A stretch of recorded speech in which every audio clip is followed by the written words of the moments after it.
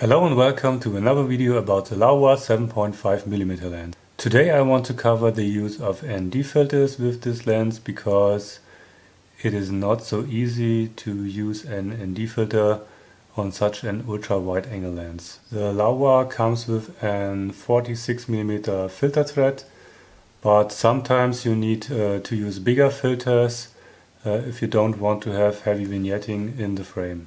So the advantage of using 46mm filters is that you can attach the filter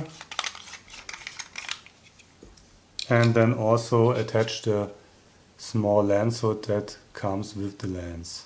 So in this video I will show you some test shots I took with different filter sizes, first for still images and then for video. The first image shows the vignetting of the lens without any filter, and as you can see there is some noticeable vignetting, but you can correct it in post-production. Then I attached a slim 46mm ND filter which is about 3mm thick. Then I used a normal sized ND filter which is about 4mm thick. As you can see, both filters cause some additional vignetting in the image. But you can still correct it in Lightroom or whatever software you use. When you want to take some longer exposures over a minute, you have to combine ND filters. And if you combine ND filters, it will look like this. And you will not only get additional vignetting, you also get the edge of the filter in the image. And that is something you can't really correct in post. So what if you want to take some long exposures with the Laowa lens? Well, you could use filters with a larger diameter. I use a step-up ring from 46 to 58mm and then a 58mm filter. In this example I use a variable ND filter, and that is about the thickness of two normal fixed ND filter. And this is how it looks like. As you can see, you get additional vignetting and also some of the filter in the frame. So let's try an even larger filter. I use a step-up ring from 46 to 58, another step-up ring from 58 to 67, and then 2 times 67mm filters. I have 67mm in the slim version, so this is not as thick as the variable ND filter I used for the 58mm test.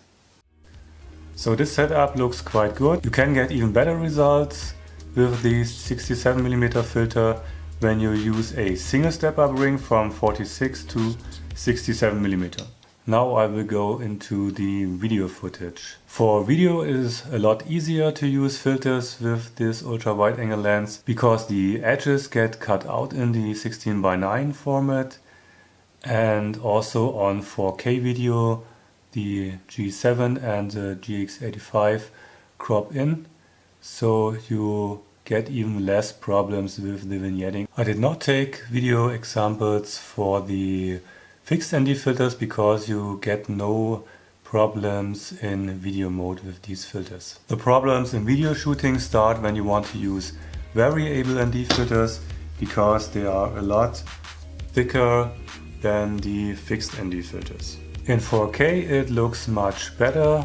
You can still see some slight vignetting in the far corners, but the footage is quite usable.